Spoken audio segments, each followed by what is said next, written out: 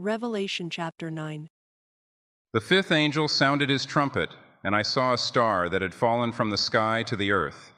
The star was given the key to the shaft of the abyss.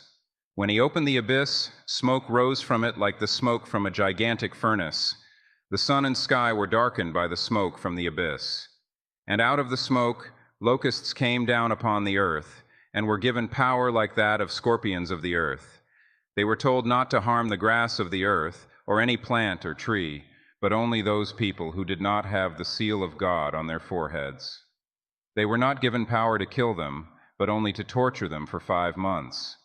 And the agony they suffered was like that of the sting of a scorpion when it strikes a man. During those days men will seek death, but will not find it.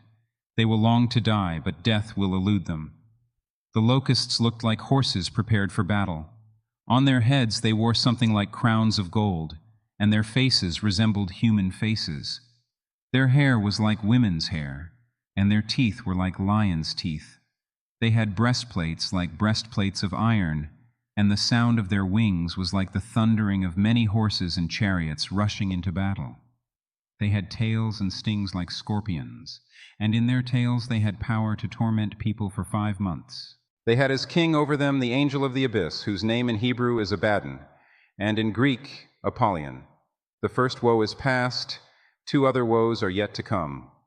The sixth angel sounded his trumpet, and I heard a voice coming from the horns of the golden altar that is before God. It said to the sixth angel who had the trumpet, "Release the 4 angels who are bound at the great river Euphrates." And the 4 angels who had been kept ready for this very hour and day and month and year were released to kill 1/3 of mankind. The number of the mounted troops was 200 million. I heard their number. The horses and riders I saw in my vision looked like this. Their breastplates were fiery red, dark blue, and yellow as sulfur. The heads of the horses resembled the heads of lions, and out of their mouths came fire, smoke, and sulfur.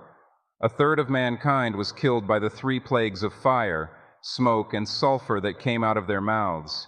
The power of the horses was in their mouths and in their tails, for their tails were like snakes, having heads with which they inflict injury. The rest of mankind that were not killed by these plagues still did not repent of the work of their hands. They did not stop worshiping demons, and idols of gold, silver, bronze, stone, and wood, idols that cannot see or hear or walk. Nor did they repent of their murders, their magic arts, their sexual immorality, or their thefts.